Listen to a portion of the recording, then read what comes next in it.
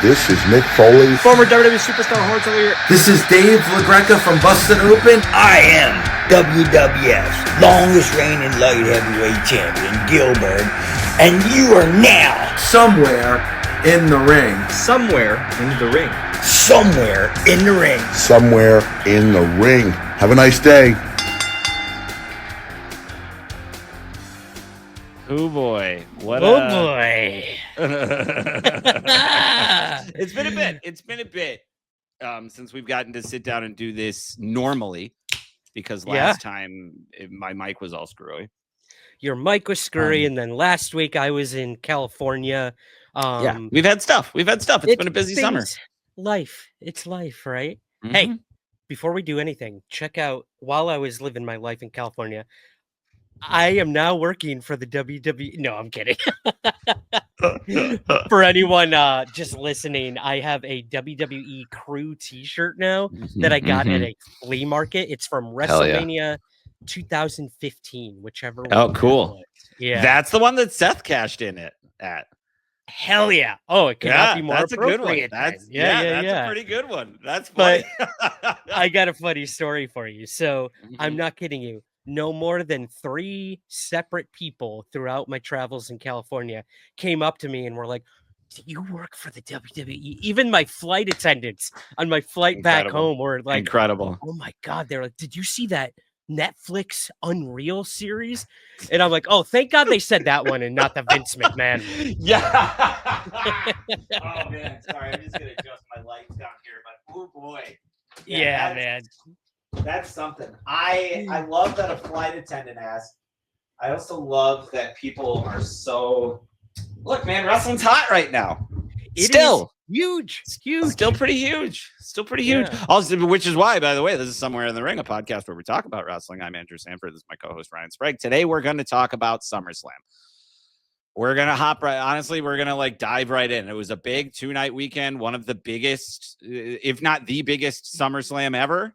I did love Stephanie's Stephanie McMahon's attendance math. The whole if you combine night 1, which had 7,000 fewer people than night 2, oh man, you got over 100,000 people, which is fair. But it was just funny to hear. Oh, WWE math. It never ceases to amaze me, man. Hey, I gotta ask you this before we get into the matches. Now, this was in your backyard. Did you hear anything? How was traffic? What was going on over there in New Jersey? Traffic was not as bad as I expected. Okay. A lot of it, if anything, you saw more people in Port Authority and stuff like that. That was kind of fun to see. And I had a friend send me some stuff. I can cue it up later. I had somebody who I have it on very good authority that the fireworks for night 2 were very loud. Which I thought was kind of funny. And then I had heard some people, maybe it was just I'm smelling smoke from wildfires right now. So it might be this there's been smoke in the air. We'll say that much. Yeah, it's weird. Yes. I have a friend, Joey Esposito, friend of the show, Eisner Award nominee. He was in Maine, he lives in Maine, and he was posting yesterday about how there was smoke creeping over the the lake by him in Maine from Canadian wildfires. So it's just it's rough. It's wild stuff. Yeah, I saw there were some wildfires in the New York City subways the past couple days as well. Oh, it was the path train. The path train. Oh, path even train. worse for you. Even worse. Yeah. I take a bus. Okay. Buses have been very good to me this week. Good. I might even have an anecdote about that later, but let's get into it. Let's get into SummerSlam. You got right? it. You got it. Yeah. So night 1. Let's just get things started with let's talk about Cardi B for a second, dude. Okay. Cardi B was insane for about a minute of night 1, and then we never saw or heard from her again. What happened? Did she get kidnapped? I don't know. And honestly, I was kind of bummed because I thought she was great. I was like, awesome. Hey, she was so excited. It made me excited. You know what I think it was? Now, the rumor is Bianca is out with a injury right now, and I know Yes, her I- and Bianca are super tight, and the whole Oh, really? I didn't reason know that. yeah, the whole Oh, that's reason she cool. was kind of involved and was going to Gotcha. be the person for SummerSlam was in the hopes that Bianca would be in a match, but that didn't end up Gotcha. happening. So I don't know if there was some pivoting, but I don't know, man. Like the fact that she came out, did like a minute, said the most random stuff you could think of, like, who's here to see Logan Paul? Right. Of all the people you could have said. Why? And look, hey, Why? in her defense, good match. So let's Yeah. get into Let's it. get into it. Match one, and this was one where I got to watch a couple of these. I forget what the second match was, but I think I watched at least the first two or three. I think the last match me and the boys watched together was the Karrion Kross Sami Zayn match, which was a real bummer. I know. We'll For there. two reasons. So we'll get into that later. But starting off, this I thought was a great way to kick off the show.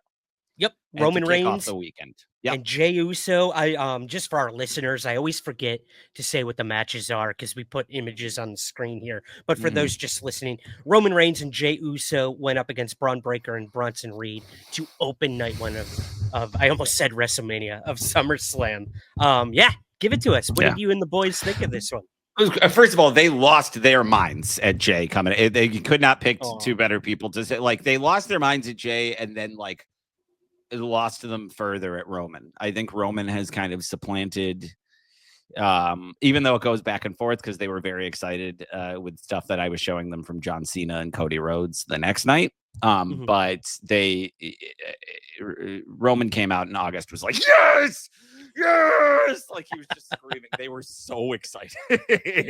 Oh man, I am living through your sons. I swear, It was this great. is It was like great. Yeah, awesome. I know. And then the match was wild. It was wild. You sent me a photo of the boys watching it. That was so cool. But I never thought Roman and Jey would be such a dynamic duo tag team.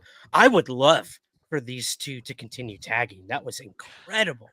It was one of those things where I feel bad for Jimmy, as always. Of course. Relegated to like a one-off appearance the next night. Little spoilers, but that was unhelpful. He was relegated to being the kind of backup that does not save you the match. Yeah. But I agree. Roman and Jey are clearly the two most popular. I know even myself, after Roman lost to Cody, they were like, well, this is like phase one of the bloodline stuff. And I was like, what could you Paul possibly Heyman mean? said that. Oh, right. Yes. Yeah. I was like, what did you mean by that? Like, how long do you think this is going to go? And then there's me getting emotional that he's helping Jey, like helped Jey a couple weeks ago, and now they're like teaming again. I'm like, oh right, like they've really taken their time on a lot of stuff.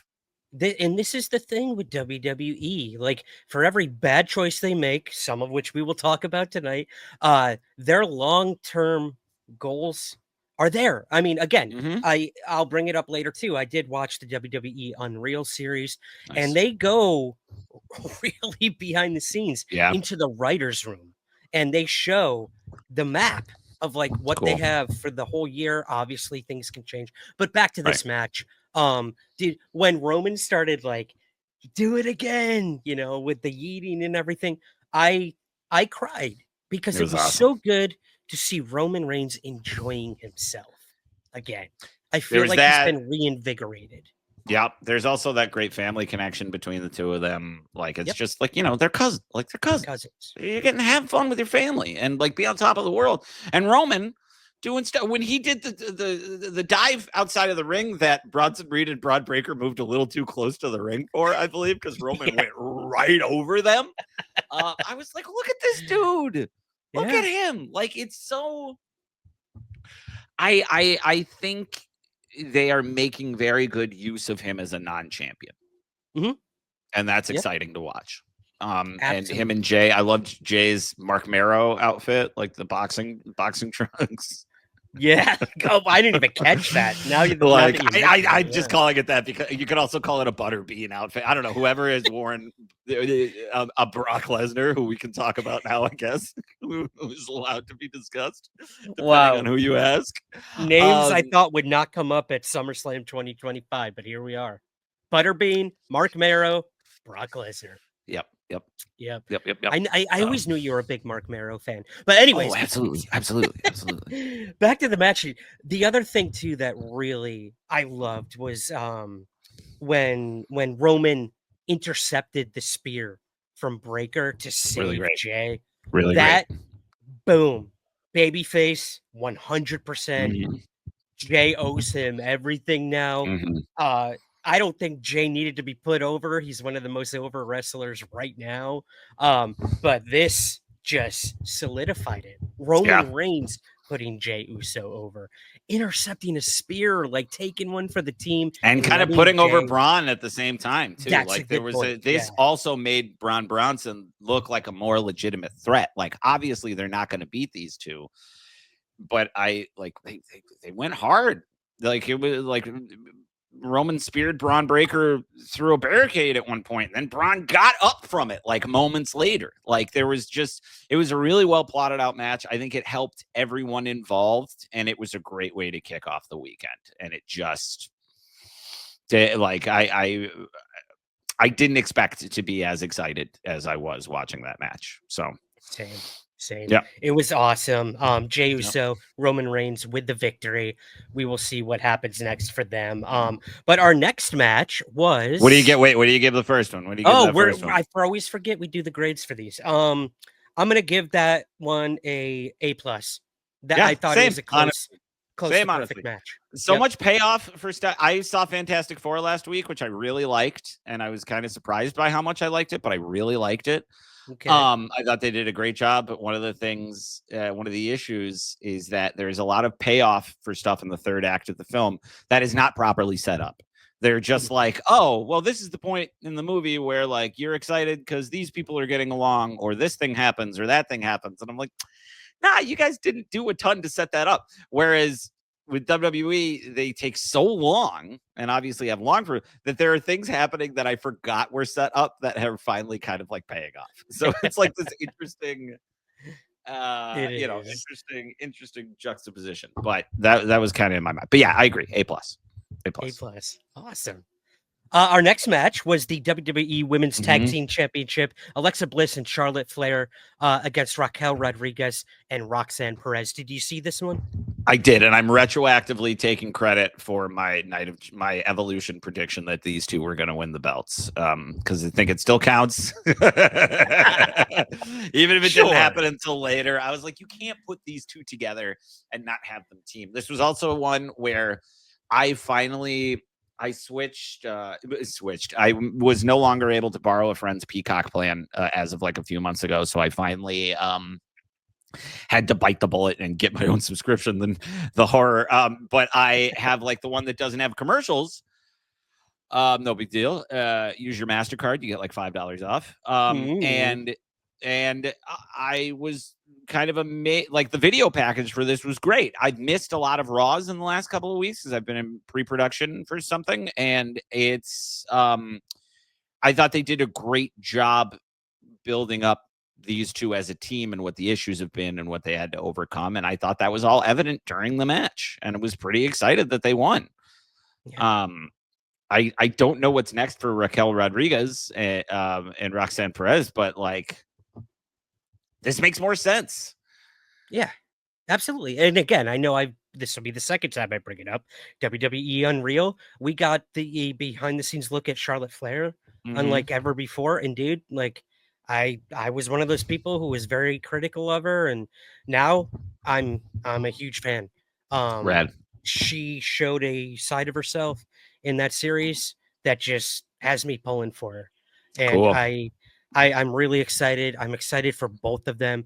I love the chemistry. I love they're not willing to call each other friends just yet, but they're getting there. And it's cute. It's fun. And it's two veterans just having a good time out there. And they deserve this. They truly do.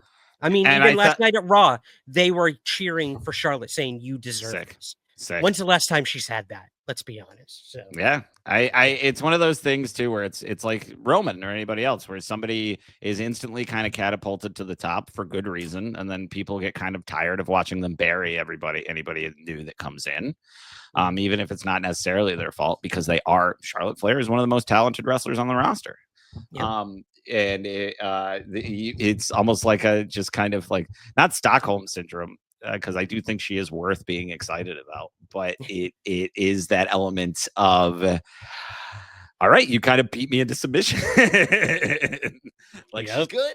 She's very good, and they should. She's be cheering great for her. Yep. New women's tag team champions, Alexa Bliss and Charlotte Flair. Awesome. Yeah, awesome. this one gets like a solid, like an A for me. It was just a very competent, good match, good storytelling. I loved the moment where Alexa Bliss hit Charlotte by accident. Like, like there's some stuff. Yeah, I don't know, that my excitement wasn't as big about it going in, which is probably why it's more of an A+ for me. And I'm kind of mid on Roxanne and Raquel, but this is a good match. Yeah, I miss Liv Morgan, dude. That's all I'm gonna say. I miss Liv Morgan. Yeah, that's fair. That's fair. Yeah, but yes, I'm loving this. I'm loving it. Can't wait to see what they do with it. Amazing. I'm gonna give it an A. This has been a strong opening so far for SummerSlam for sure. Will that continue with the next match, Andrew? No, Will it that won't. continue? No, it will not. Karrion Kross against Sami Zayn. So I don't know if you heard, but the rumor is that Karrion Kross's contract is up this weekend. It is. Yep, him and Scarlett. Yeah. And they were not on Raw last night, from Nope. what I've heard. And We're not. this is a lame way to go out. I don't know what else they could have done. But once I didn't realize this match was even happening.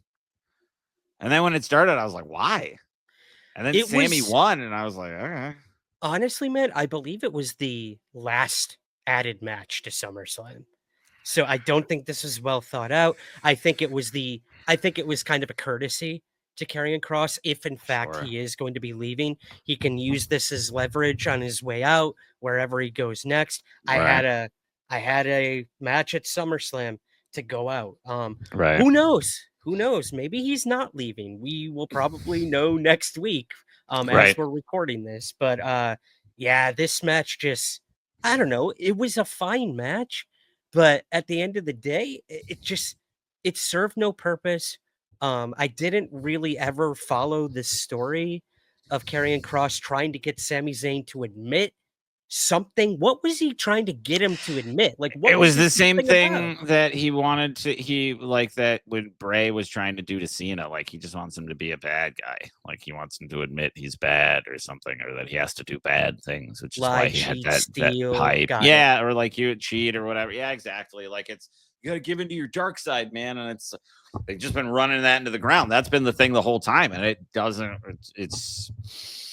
don't know. Like it didn't feel like they had any plans to turn Sami. So then it's a mix of like Karrion Kross just seems kind of feckless. Like there's nothing, he can't even get what he's trying to do accomplished. And we know that going in, like we know that Sami's not going to do that. Yeah. So it would have been a fun surprise. Yeah. It would have. Yeah. Scarlett gave Sami a lead pipe, tried to get him to use it on Karrion. Sami didn't give in. Got the pin, won the match, and he said, "This is it. This is over." And Karrion agreed. He said, "Yeah, I'm done. I'm done." And I think that's a bigger message to the WWE world in general that he might be done. So yeah, what do you give the match? Like a C. Oof. Like you can't get mad at watching like two talented people, but it like really.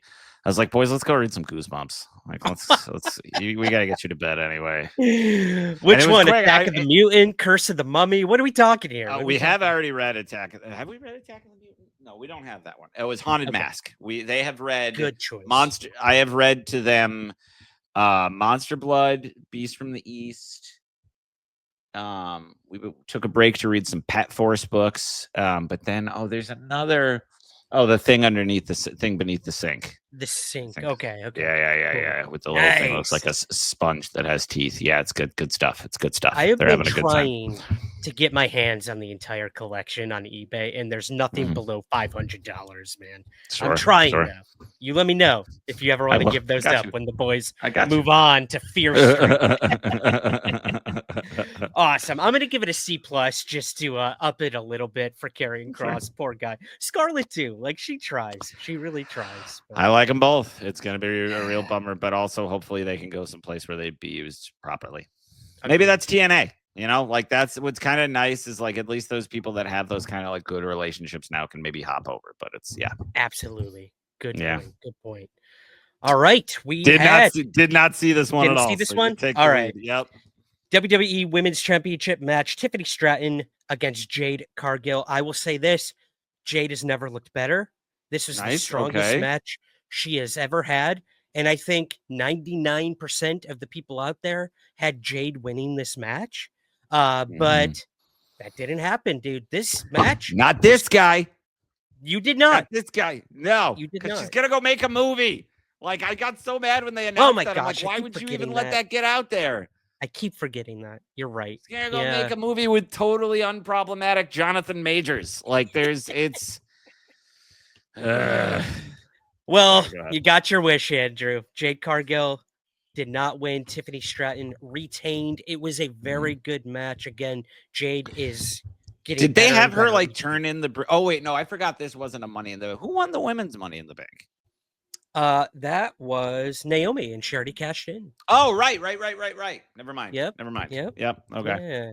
That's right. But this was a Night of Champion or King of the Ring, Queen of the Ring, whatever. Correct. Yep. So, you know what? I'm gonna give the match a B+ again. Okay. They both were excellent. No, amazing.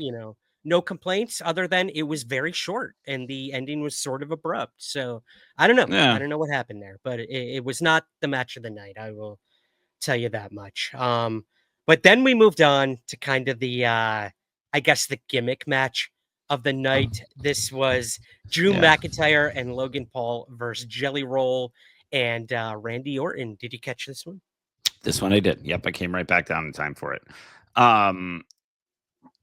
There was good stuff. It's not I wouldn't call it like a good wrestling match, if that makes sense. Okay. But I very much respect that Jelly Roll took the stance of, I don't know what I'm doing. How about you guys just beat me up for 20 minutes? and I got nothing but respect for that. Beating. He took a beating, dude. Yep. There he was no sold pretense.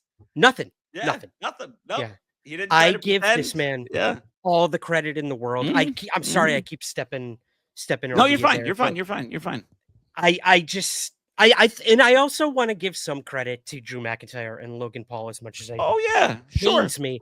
They really did help put over Jelly Roll here, taking some of his very slow moves that he put on them. Yeah, but he was being careful. He was being careful. Exactly. Every time I saw him watch for a spot, I'm like, that's what somebody who isn't trained should be doing.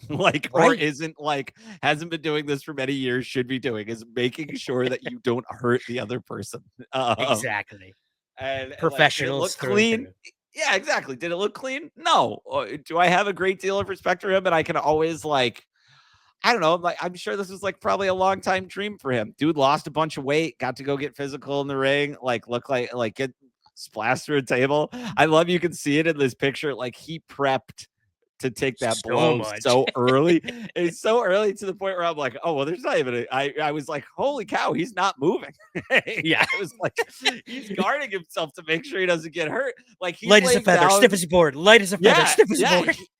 He's laying down right now the same way I have to lay down when the boys try to tackle me and stuff, because he's covering his junk and kind of bracing for it, and you just got to be ready at all times. So that's what it felt like. So yeah, and they did strap a camera, I think, on Logan Paul's glasses or something, so you get his POV of him hitting Jelly Roll again. These small gimmicks, but this is the shit that goes viral. Yeah, absolutely, absolutely. And again, Jelly Roll did great. Randy Orton did fantastic. We got some good time between Randy Orton and Drew McIntyre. So, but at the end of the day, Drew and Logan Paul won the match, which I was not expecting. I really thought that Jelly Roll would be the I respect that he wasn't the type of celebrity to be like, I'm putting myself over, I'm winning. No, it doesn't No. make any sense. Yeah, it makes went the no way sense. it should have gone. Yep. Drew And Logan how won. it probably wouldn't have gone had Travis Scott been in the match or whatever was supposed to originally happen. I think that was the rumor. Let's touch on that for just a sec. Rumor is that WWE has had a very bad falling out with Travis Scott. Yeah. To the point where they are letting their wrestlers just destroy the guy, like Amazing. on the mic. And yeah, I don't know. I don't know. I kind of feel bad for him. Like he's no different than Jelly Roll. He's a huge, passionate WWE fan. But they put him in spots that he just couldn't live up to. Well, I don't even think it's live up to the rumor out there. And now, to be fair, it's rumors.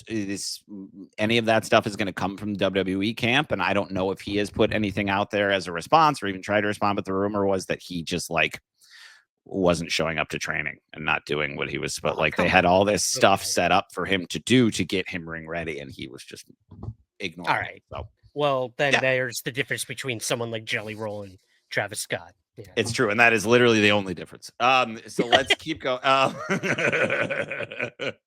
They're exactly the same aside from that. Totally.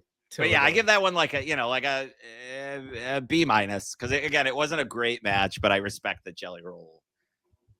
I respect the way that it went. I do too. B. I'll give it a B for that one for sure. All right, we get to the main event of night one, my man. Gunther versus CM Punk for the World Heavyweight Championship. Incredible match. Yeah, it was really good. This was like old school wrestling kind of stuff. Like it was straight up like this is a SummerSlam main event, big wrestling match, two big talents. Punk really getting his butt whooped, and then but Gunther also taking some shots. That fall on the table looked nasty. I'm still trying to because apparently Gunther is going to be out for a bit to get nose surgery apparently, and you see a little clip. Now he fell and was behind that table for quite a bit, and then came up bloody, and I was like, oh, maybe he's blading, but then apparently he did really hurt his nose during that match or during that spot because he went face down into the table. Okay, because the news of his nose thing did come out days before. Oh, interesting. Oh, never mind then. See, that does not negate the other. Maybe he did actually injure his nose, but it would be a perfect happen all the time. Yeah, that they try to take advantage of that stuff. Look, at the end of the day, I saw Seth Rollins, and I'm so mad because I remember watching that Saturday night's main event, and I was like, why did he do the moonsault twice? And I was like, why did he look a little off doing it the first time? And I feel like he was so in his bones that he forgot that he was supposed to be faking an injury with one of them. He does the move so often that he couldn't botch it and then had to purposely botch it again. So mad I fell for that. They handled it in a way they don't handle any other injury. Anyway, well, let's get to the end of the match. Punk got that win, and then he celebrated. My man brought up some tears, he really leaned in, and then 5 minutes later, if this that stuff happened. comes out, so Seth good. Rollins cashed in. He came out on crutches and a leg brace, turns his back to the audience, drops the crutches, takes the leg brace off, runs to the ring, cashes in. Oh Craziness. My God, man. Craziness. And CM Punk and became champion. It was real good.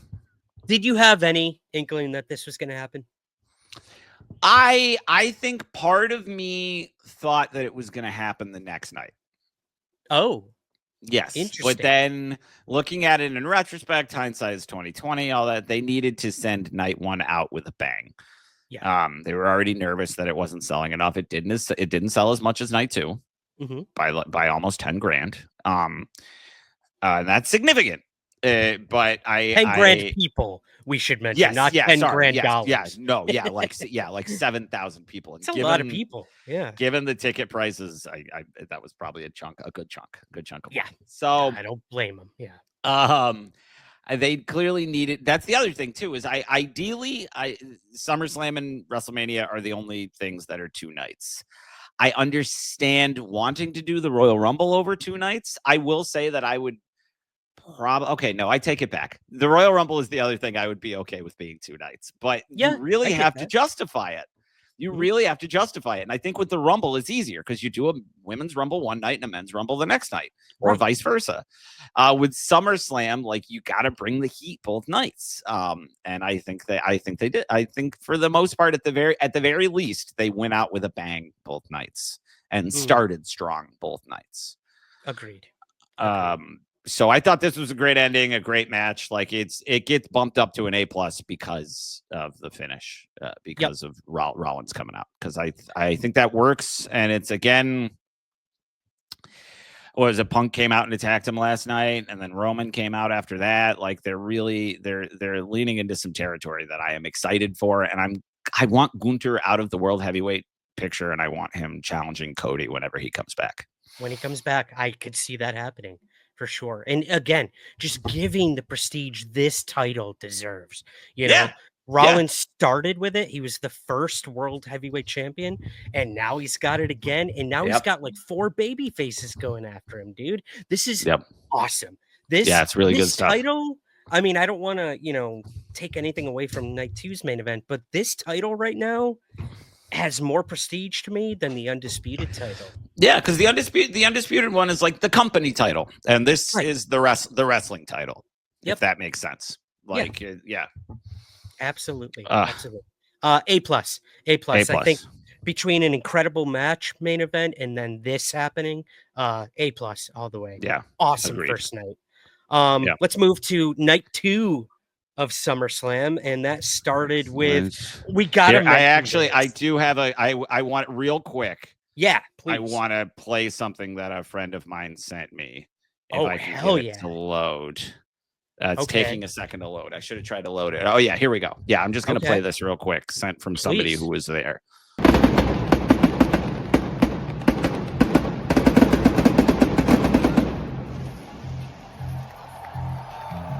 the hell out of me.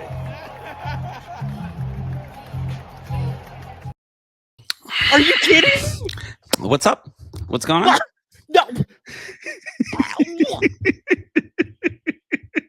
Good Lord, dude. How the hell did you get that from me? Okay, for anyone just listening, Andrew just played a video of the fireworks at SummerSlam night 2, I'm assuming. It was night 2. It was. Panned to him in the audience. What is happening? And fan and friend of the show, Nathaniel Wright. So look, I saw Nathaniel there. What's up, buddy? Oh my God. And I made him. I was like, "Don't talk to the Facebook group. Don't say anything. I'm gonna surprise Ryan." So I found out. Yeah. Gonna send a big thank you out to John Piankowski over at Ringside Collectibles. Check out Ringside Collectibles. But he hit me up on Saturday, and at first he was like, "You want to go to the show tonight? I'm not feeling well. You can have my tickets." And I was like, I couldn't. It was me home alone with the boys. And then he was like, "What about tomorrow night?" And I was like, I gotta move. Yes. I was like, that's too well. I was supposed to be playing in a softball tournament on Sunday. And I was like, "Guys, I'm sorry. I can't make it. I gotta go to SummerSlam. I'm sure that was a very tough. Yeah. I didn't post about it. I love doing my little Instagram stories. I took a bunch of pictures with Nate. I'll probably share them to the Facebook group after the episode releases. But I'm speechless. Wow. It was very so many hard. questions. So many questions. Let me see if I can get other I wanted to put it. Why can't I do just pictures? It only lets me do video clips. I'm glad that worked. You should be able to do it under. I'll put them in post-production. Okay, cool. But I have a picture of people bringing out the ladders. That was one of my favorite things. They were setting the ladders aside before the TLC match, like bringing them back behind Gorilla, because we were right behind like where the cameras were set up, where a tent was. Great seats though. Like we could. I'm amazed. I do know somebody that was sitting on the floor, and it was his birthday. Shout out to Prentice. And he was. But I loved. We just had a blast. We had a great time. Me and Nate just. And then the buses anecdote. We were able to. Nate and I made our way through 60,000 people at the end of the night as quickly as possible to get to a bus that was going to take us to Port Authority, so I could go to Port Authority and then take a bus back out into Jersey City. Yes, yeah. Which was shorter than waiting until like 10:50 for the bus that we had initially taken to, like, which would have dropped me off right at my stop, but would have taken like 50 minutes. It was a whole thing. But it's the biggest pay-per-view, biggest event of anything I think I've ever been to, and I was kind of speechless almost the whole time. Wow, man. I just and some other fun stuff that I can tell you. I have to tell you off mic. Okay, some other fun stuff that happened while we were there. I'm sure. I'm sure. Oh my gosh. I mean, I don't even know how we can proceed from here, but we're going to. Well, I guess that's why I texted you earlier, and I was like, we have to get through night one as quickly as possible. Okay. Well, let's get on to night two. Great. How was this moment? Let me. I'll set it up. Triple threat women's world championship. Naomi defending against Rhea Ripley and Io Sky, and this was so cool. Naomi's father, Sean McRae, came out to play her in. He's a professional guitarist. So yes, he is. Oh man, so what's cool is first they had they had him out there, but you can't, like, they had that square setup around the top of the ring. Right. But like, as you know, when you're at a show, and I explained this to my wife and a friend of ours before I left, I was like, because I had asked, I said to Joy, I was like, maybe you would want to come. And she was like, I'd rather somebody who's like excited to go. So, like, would get more out of it. Sweet. Yeah, and she literally, when I was like, well, maybe I was thinking, I was like, well, maybe Nate. She was like, you should ask Nate, because she's like we've Nate. And I mean, Andrew, almost 2 decades. A flight from Scotland to New Jersey. Trust me, it's baby. only about 5 hours. If I had known before Saturday, you would have been coming. I would have been like, get on a plane right now, and you can come stay at our place. Trust me. It's fine. I had a live stream that night anyways. Yeah, I had a very important live stream. But yeah, dude, triple threat match to open up night 2. Yeah, it was great. So I didn't know it was her dad until it said on the, like, because you could see some stuff on those screens that were so big, and which actually now I'm remembering, I just had like I went to something at the Super Bowl when I was really younger. It was like the premiere of Hunchback of Notre Dame. So that must have been pretty big.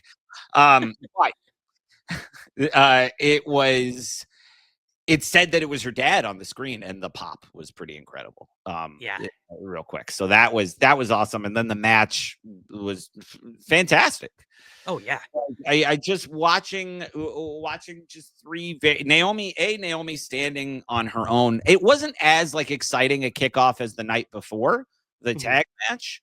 But there's still just like really good stuff in it, really solid moves.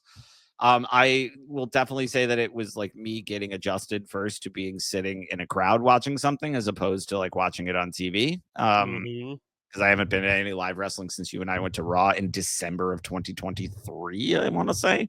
Yeah. So the inception of this podcast. Yeah. But it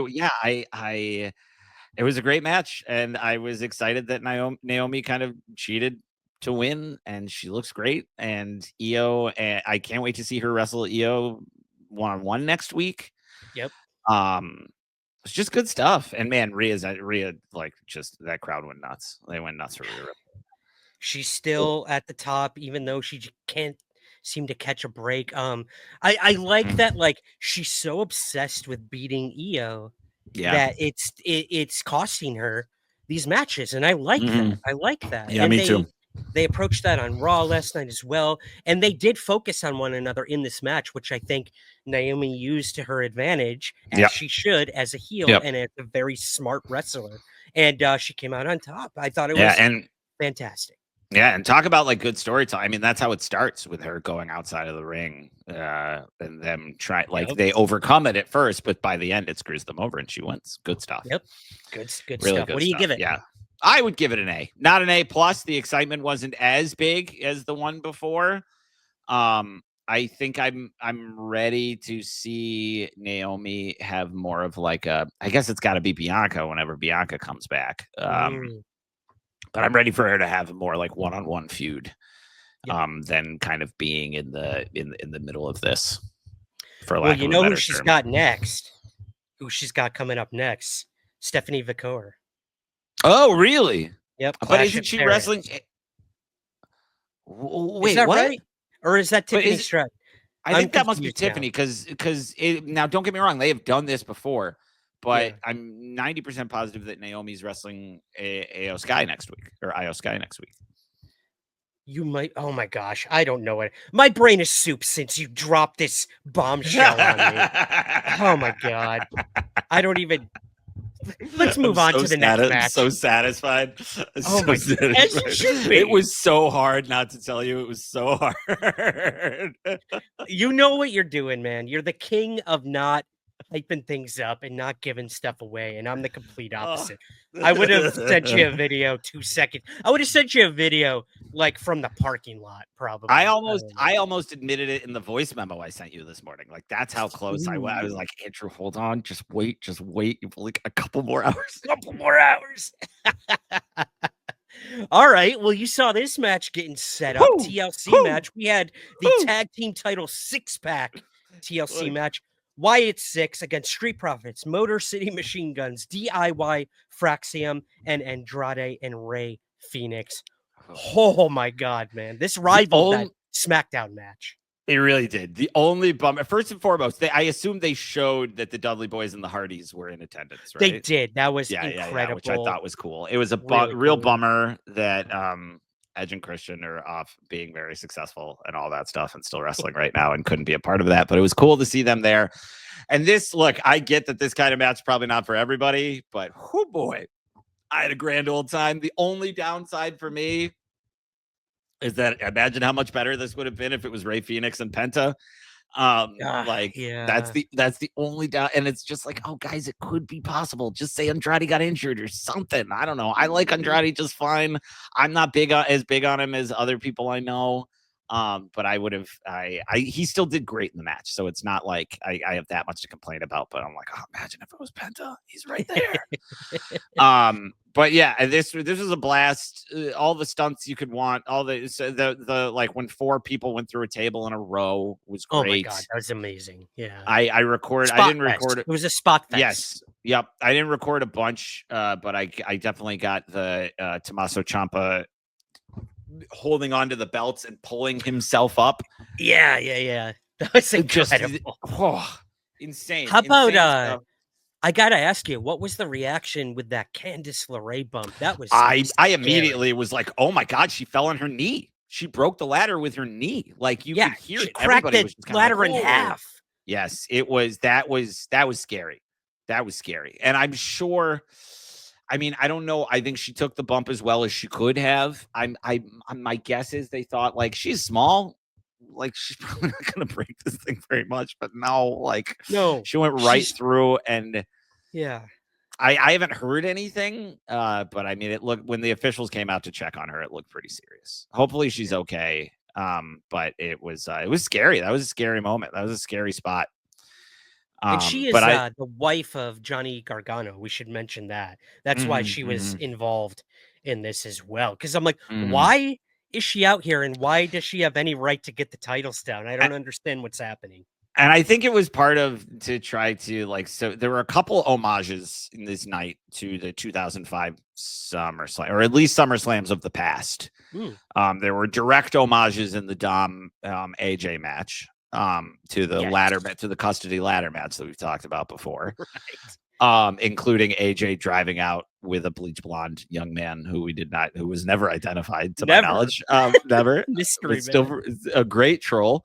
But I think that was supposed to kind of mirror the during the TLC.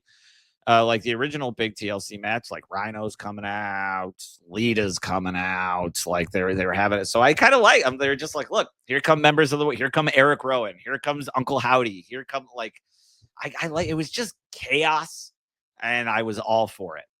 This one gets an A+ for me just because I can happily admit whenever my nostalgia buttons get pushed to the point where I have no there's nothing I can say. I'm just this is what I wanted. Clearly, this one I did not see a ton of. Right. The next one, I spoiled the next match, but Oh, it's okay. I forgot we should mention Wyatt 6 did retain. Yes, for they did this one retain. as well. Yep. Yeah. Yep. Yeah. And it was really And, something to watch. Only downside, and somebody brought this up, and maybe people can debate this on the Facebook. Their entrance lacked a lot of the pop because it was bright outside. Dude, 90% of the SummerSlam was in the daytime, which I hated. Yeah. That's Like it's I get here's the B- thing. to the sun. As someone who has to deal with New Jersey public transit regularly, they can't be starting this thing at 8:00. They just can't. The fact that I was on a bus at 10:05 p.m. is insane to me. But I don't know where else you put this in the card. Like we were talking about it with some of the people we were sitting with. We're like, if you move it too close to the main event, it would probably overshadow the main event, even though they went crazy hard for the main event. Like there's just, it was kind of hard. Then you also got like the cage match. It was a tough card to navigate. And as Nate pointed out, I think he pointed this out on the Facebook group too. All title matches for the second night. The only one for the first night that wasn't a title match was Karrion Kross and Sami Zayn, but still all title matches. Really? Oh no, that's not true. No, the tag match also wasn't a title match, so never mind. So all title matches on night 2. That is correct. I could have seen this opening the show, to be honest. Yeah, but either we were just strictly talking about moving it till later, so it would be dark when the Wyatt. We were like, we were like, can you do that? And yeah, I think everybody kind of landed on the like, I guess not. Yeah.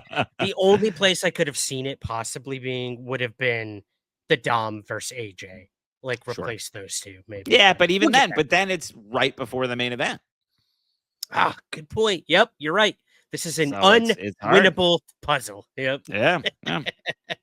All right, we teased it. Let's get to the Intercontinental Championship. No DQ match. Becky Lynch versus Lyra Valkyria. Good Lord, this is brutal. This one I missed a good chunk of. Because for reasons I will tell you off mic. Sorry, people listening. But yeah. Okay. Yeah. Good reasons. But nothing was wrong. But I had to be out of my seat for a few minutes. You son of a! I have a sneaking suspicion why you would leave a match, but I will wait till after. I don't know what you're talking recording. It was incredible. I will say this: Becky beat the hell out of her for I'd say 80% of the match, and then Lyra started coming back.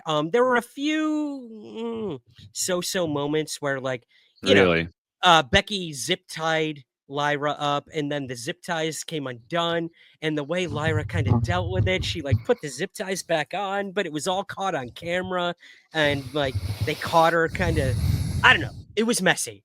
There were a few messy spots in the match. It wasn't perfect, but good Lord, did they give it their all. And, I mean, you're looking at the image here on YouTube. If you're just listening, we're showing an image of Becky putting a chain across Lyra's like mouth, literally her mouth, and like gagging her with a metal chain. It was brutal. There were toolboxes. There were everything you could think of was used in this match.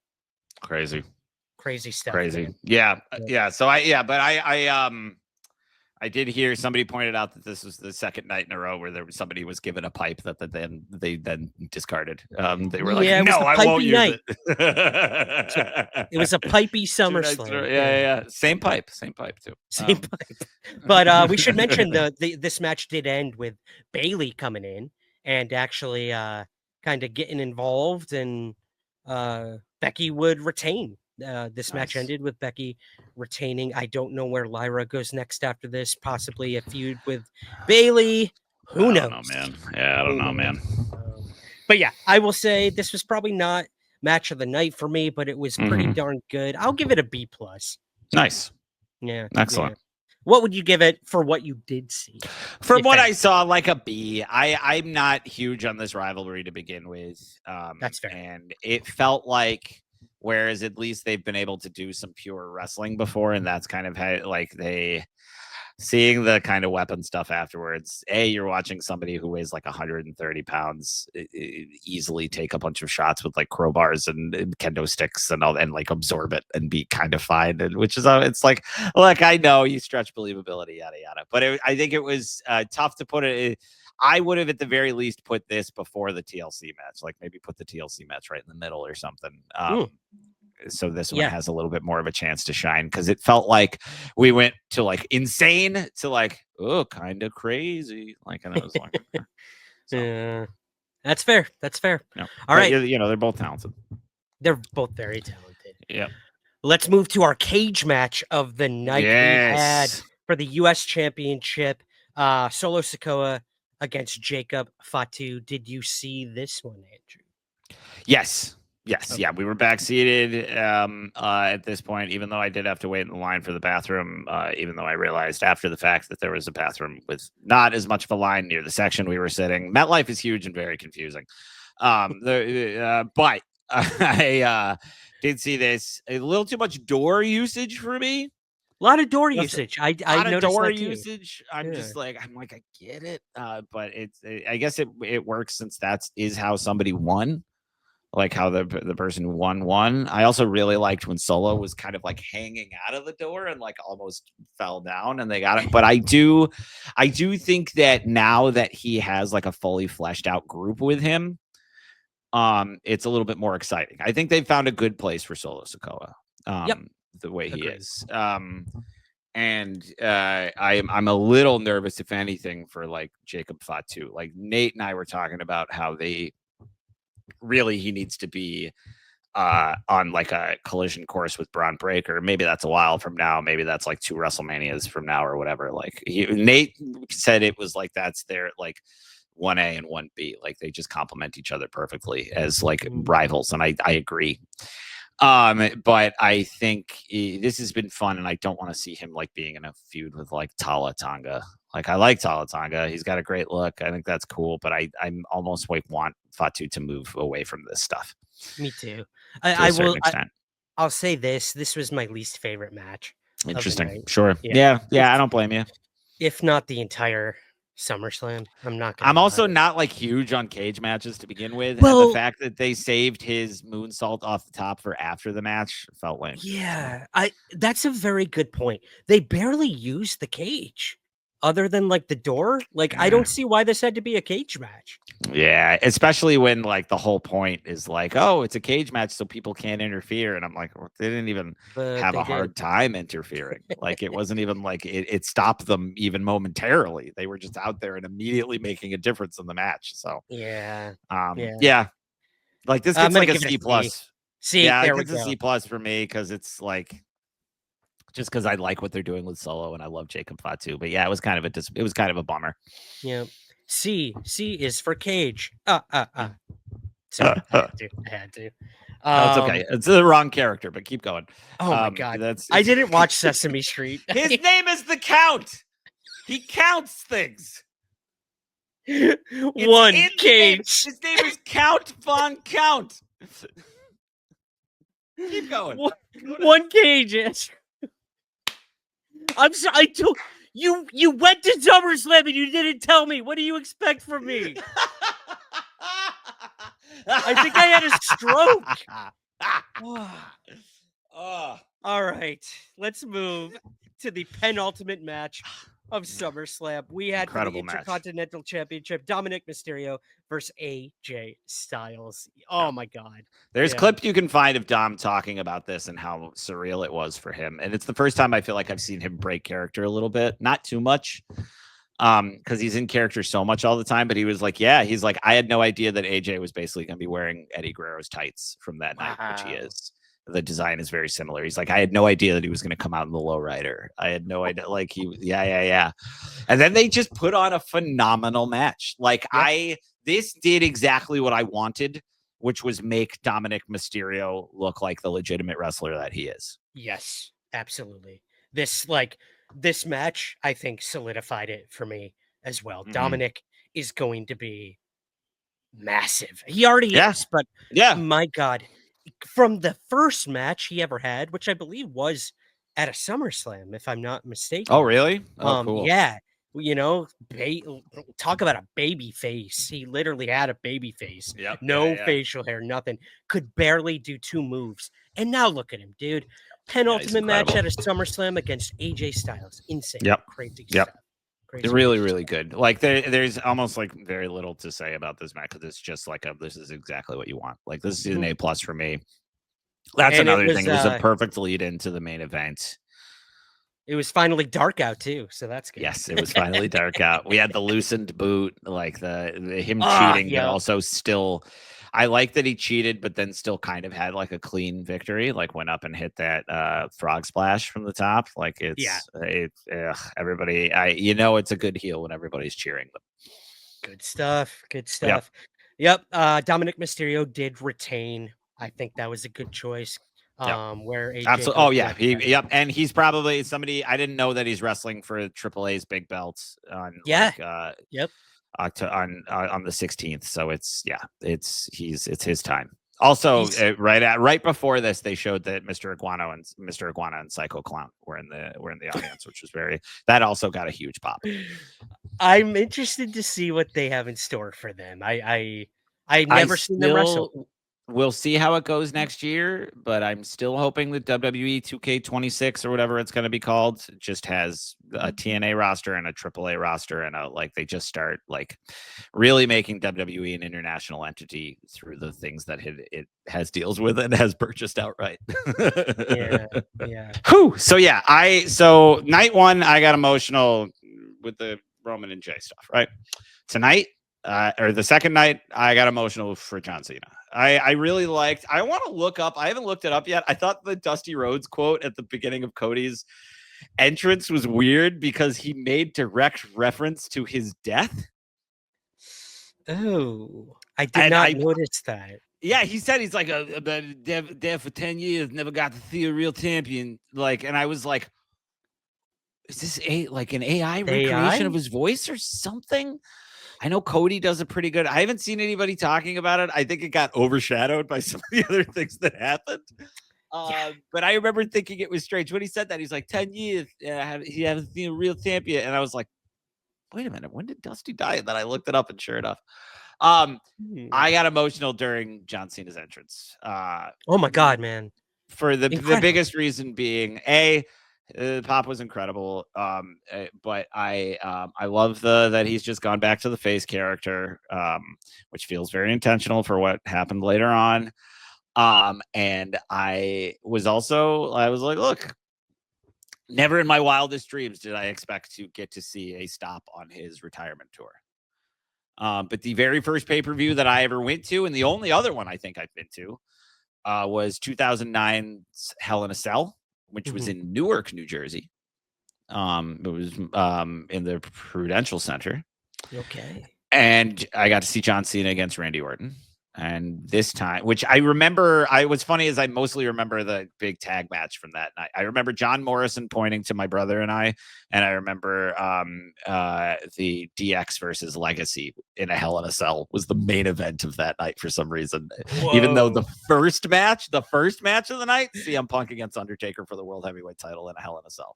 And also Cena and Randy were in a Hell in a Cell. I looked at the card and I was like, oh God, no wonder I don't remember most of this. But to have that kind of symmetry and have it be 16 years, oh my God, I'm going to throw up. No, 16 years later that I get to see Cena in one of his, honestly, halfway through the match, I was like, I don't think he's going to wrestle another match after this. I legitimately thought that. And at the end, he even says, he's like, you see him kind of mouthing because he was on the screen. He's like, can't do better than that. Can't do better than that. Dude, I would have to agree. Like, even if he goes on to have more matches and goes out with a match, I think what you got to see at SummerSlam was the best version of John Cena you could ever end with. Putting over the face of the company yet again. I mean, Roman did it obviously at WrestleMania, but sure, but this is different. John Cena, and It's to John see Cena. him as the Mhm. baby face, to see the title in the front of him now, to see his whole thing in color, you know, Yeah. his entrance, it was just, I don't even care. Everyone was complaining about, wow, that turn was abrupt at SmackDown. Like, what Yeah, the I heck is that? honestly, I don't care. At the time, I it don't seemed care. strange. Yeah, with the payoff, I didn't care. I agree. Nope. And it also, there's something to be said for the fact that, like, they almost even had the same gimmick. Like, they're both wearing red, white, and blue. Like, they're both, like, it was such a clear pass off that as it was happening, I was like, okay, Yeah. this makes sense. I wanted Totally. Punk. It felt right. The match was incredible. Like, incredible. And Cena Over did 20 things. minutes. Yep. And Cena did things that I was like, he can't do any of this again. Then the rug was completely pulled out from under us. But but yeah, but just more on the mat. I love that they went to the crowd. I love that like Cody broke the ropes. Like, I loved the salute before he hit him. Seeing Cena come out and smile, like, you just you don't know what you got till it's gone, kind of a thing. And seeing him back in that mode after what feels like forever of him being a heel was just, it was so exciting to watch and so fun. I need to get one of the shirts that he was wearing. That's the first. I was like toying with the idea of getting, and now I'm like, I have to get that red, white, You got to at some point. You got to. And wear it happily with it'll go with my Rangers hats. It'll be perfect. Guys, patreon.com/somewhere in the ring podcast. Donate to the t-shirt fund, because I know that thing's gonna cost a pretty penny. $60 or some shit. Yeah. But we saw him do everything that he does. We saw them give each other finish it, like Super Cena chants started, which were great because he took like 2 or 3 crossroads and still kicked out. But then him doing the FU to Cody off the turnbuckle, it was great. It was great. It was everything you want from professional wrestling. It was way better than their match at WrestleMania. Oh God, yes. And it wasn't tied into anything else really that wasn't just them. Yeah, just really good. Really good. You know, and I will say, going into this, because of the abrupt turn at SmackDown of John Cena, I did think this was a ruse to remain heel or go back heel on Cody, or a heel turn by Cody, which, look, some of the stuff they were both doing were heelish, but this was a street fight. It had to be. They needed to do everything they could do. Cody said he was gonna, this is the John Cena I want. This is what you need. This is what the WWE needs. And dude, probably one of the best matches John Cena has ever had. If not one of the best. That's why I almost don't want him to have another one. I'm just I want his next one to be against like Obafemi or something, or somebody where he loses. But I look, because I don't have a ton of time left here. Let's get into the big reveal. Yep. Well, Cody won. Cody is now our undisputed A+ match. No matter what happens afterward, A+ match. A+++++. Yep. And then Cena's in there, and it really felt like, because granted, all this time I am like, when is this bus leaving? When can we get it? What do we have to? Because I'm all right. And I told Nate, I was so glad I'm with a city walker, because I'm like, we have to haul ass afterwards, because we had to walk again through everybody and get over back to the American Dream Mall where the buses were picking people up. And we made it, but I'm just like, oh, maybe it'll be over. And then whatever it is, Brock Lesnar comes out. Nobody saw this coming. Nobody.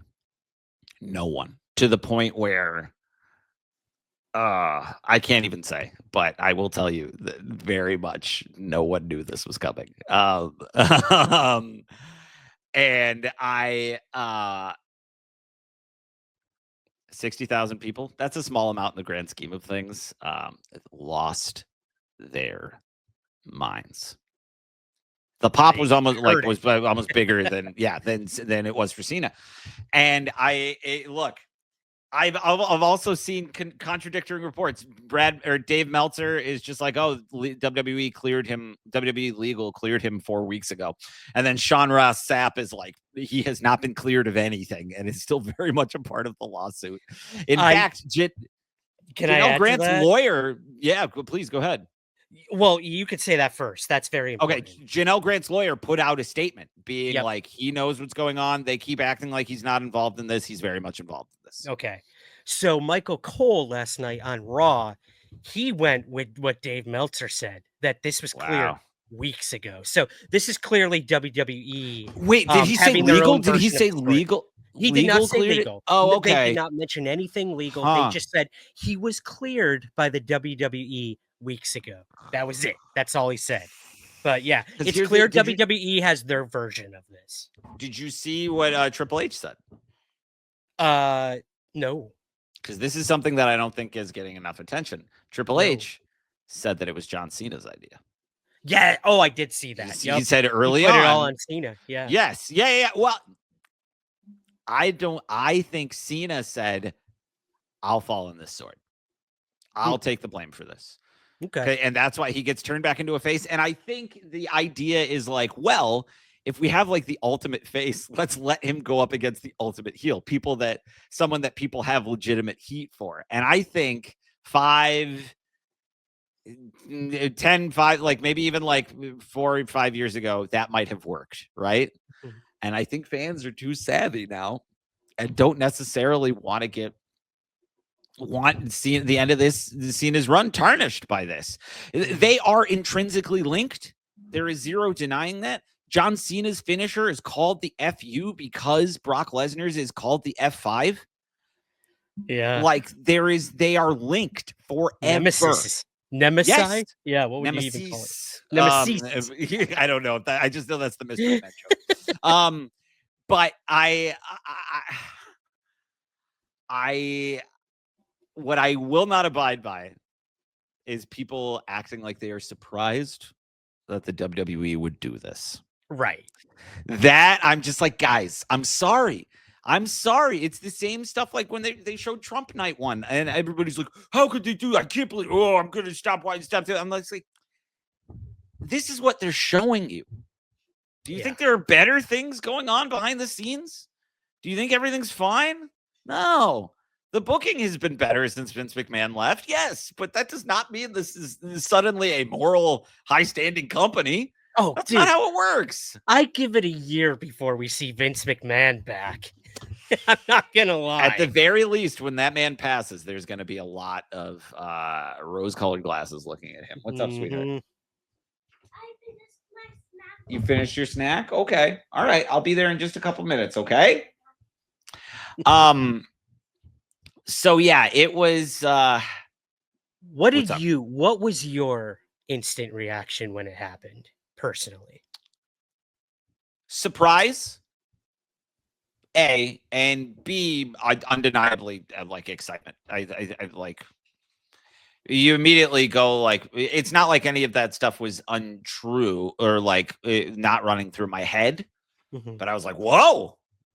Brock Lesnar, wow. Like, who knows? And then I would say, like, the minute we started walking towards the bus, I was like, that's dicey. That's dicey. I don't know if this is going to be a good idea. And again, like, I still don't. Cena's only got a couple months left. I saw someplace else, too, that there's a rumor that this is basically kicking off Lesnar's retirement year. Yes, I did read that. To have him retire next year at SummerSlam. Good. Bye. Like if they want to start doing that stuff, cool. But I'm excited for when that gets to happen for like AJ Styles, people like that, whoever wants it. I think it's a cool thing to do. Doesn't sound like he's very deserving of it though. Like it is very weird. And from the way the lawsuit is shaking out, it sounds like this could all just be like ripped away from them at a moment's notice. Because this could very well blow up in their faces. Yeah, kind of absolutely. Like the Slim Jim thing. Yes, well, that was another thing that somebody brought up. I always forget his name, but the guy that co-hosts with Meltzer, it's just like, look, if people have a problem with this, complain to Slim Jim. Yeah. Reach out to Sponsors, absolutely. That'll Yep. change WWE's mind pretty damn quick. Yeah, because somebody also brought up, they're just like, look, they had to yank this guy from 2K25 at the last minute.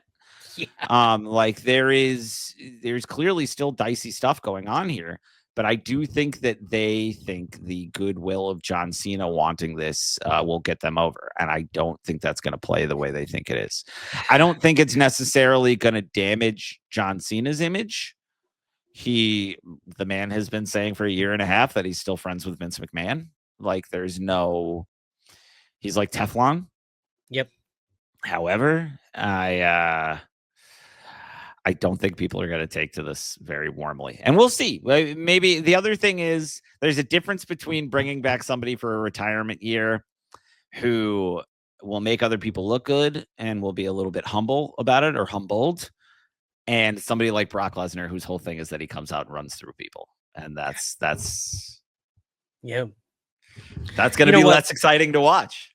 There is less you can do with him for a final year. Right. I think it's just going to be diminishing returns. Yeah. Like there's no nuance there with this guy. No, I've never liked him. I've never liked Brock Lesnar. I never got the appeal. I am the opposite because but I did not watch during his entire run. Sure. So gotcha. That's yeah. very well the especially reason, early. Like I remember loving early Brock Lesnar. Like okay, making him in the game because they didn't have him yet. Excited about Brock Lesnar. And would wrestle him all the time. I think the F5 is a fantastic finisher. I don't love the plow through everybody Brock Lesnar, but I loved him as an imposing force. And it just sounds like he's done some really shitty things. And that sucks. And it's gonna make this harder to enjoy.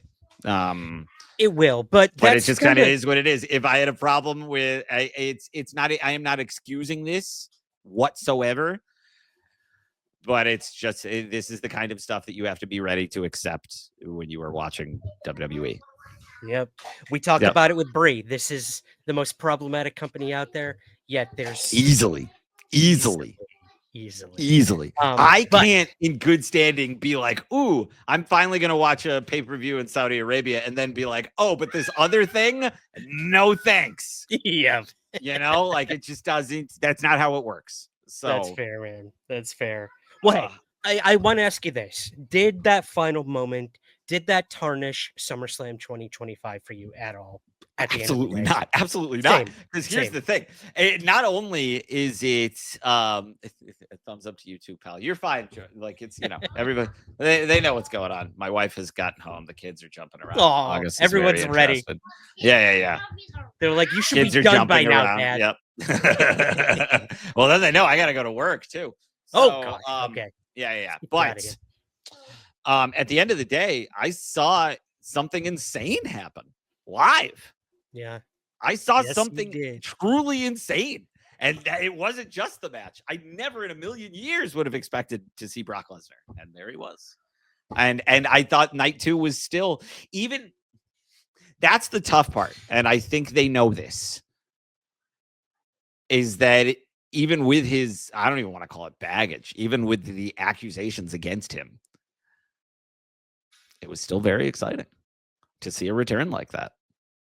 Sure. Things that are bad can be exciting and things that are good can be exciting. But like, I was like, whoa, like it was just astounded. Yeah. So we'll see where it goes. I mean, 60,000 people popping like that. I mean, it's going to be your energy is not arguably like cannot go any higher. No matter how problematic the situation is. Yeah. Right. I get it. Exactly. I do get it. Yep. Even I was like, oh, I mean, Michael Cole's commentary. Oh, I still haven't heard. I still haven't. I wanted to watch the match with the boys a little bit last They didn't know either. They wanted to watch Bluey instead. Cool. Yeah. So cool. Yeah. Awesome, buddy. Hey, you got to get to work. Your family's there. They want to clearly say hello to you. But before I let you go, what do you give SummerSlam 2025 over? A. Big old solid A. You know what? No, sorry. I'm going to say an A+. I cannot say an A and not say an A+, because I got to be there for night 2. And I am never so happy for you. And not only was I there for night 2, my biggest thing that I'm always nervous about, I thought I was going to have to drive there. It would have just been awful. New Jersey Transit helped me out quite a bit that night. I got there with plenty of time. Also, Nate was very timely, so we got there with plenty of time. We went and got a chicken sandwich at the American Dream Mall. I have a very funny video that I will be sharing because the minute we walked in, they were playing Real American. They were playing Hogan's theme song. Because I think there was a pop-up shop set up by WWE in the mall. So they were like, we walk in and there are just people in shirts and belts, and that's where everybody was before the event, which was really cool. That's cool. And but I looked to Nate and he's like, just got this like man look on his face. That was very funny that I'm excited to share. I can see that look right now. Yeah, yeah. But Nate. yeah, he's the best. He's the best. Love you, Nate. But it was just one of the best nights as a wrestling fan that I could have possibly had. And I was home by 11 o'clock, which is insane. It was a perfect night. It was a perfect night. Like it doesn't get, you should go play the lottery. Let's be honest. Seriously. Yeah. I think you won the lottery, but what do you grade? What do you grade it? Oh God, A across the board. It was good. There was a lot riding on this. They really had to, go in with full force, and I think they did. This was my WrestleMania 41. I'll put it that. Sure. Fair. Yep. Yeah, I get that. Forget everything that happened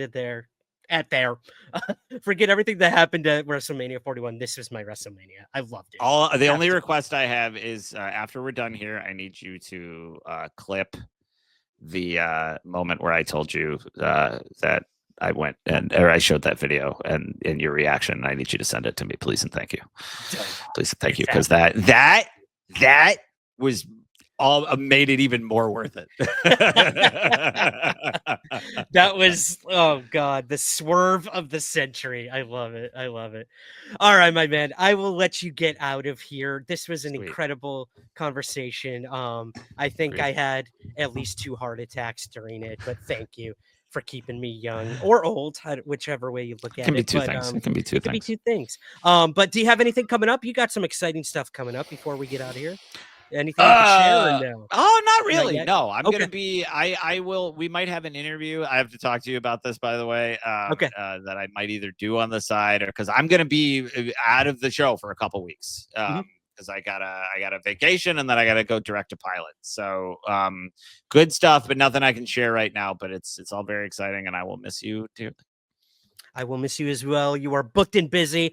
I'm going to be heading to England next week to give a lecture in Hexham, UK. So I got that UFO stuff. We're busy, guys, but somehow, some way, I will make sure we have a show for all of you the next couple of weeks while Andrew is out.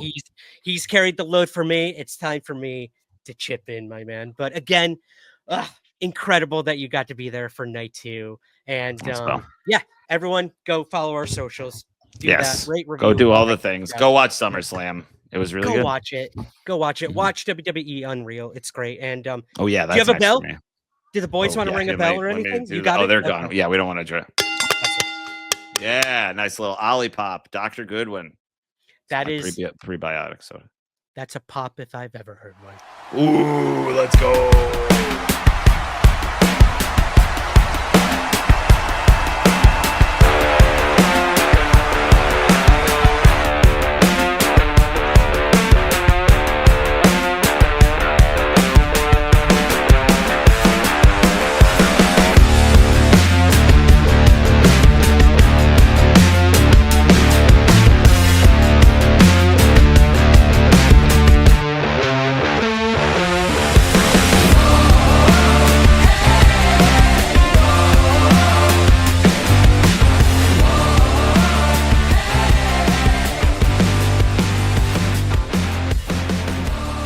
Somewhere in the Ring is part of the Somewhere podcast universe. Please take a moment to rate, review, and subscribe on Apple Podcasts and Spotify.